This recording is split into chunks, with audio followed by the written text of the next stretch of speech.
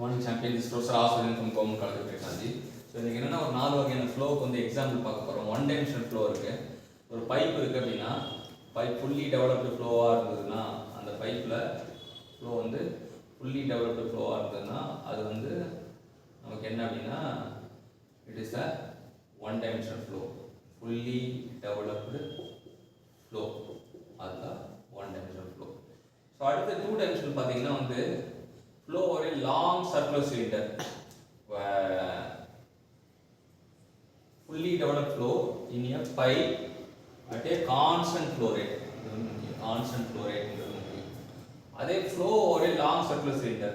So பெரிய cylinder, long circular cylinderல வந்து நமக்கு இருந்தது அப்படின்னா அது வந்து 2D flow அப்படின்றாங்க.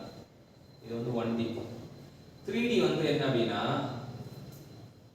3 திசையும், it is a pipe bend. ஒரு பெண்டில் போச்சுன்னா இங்கே 3D.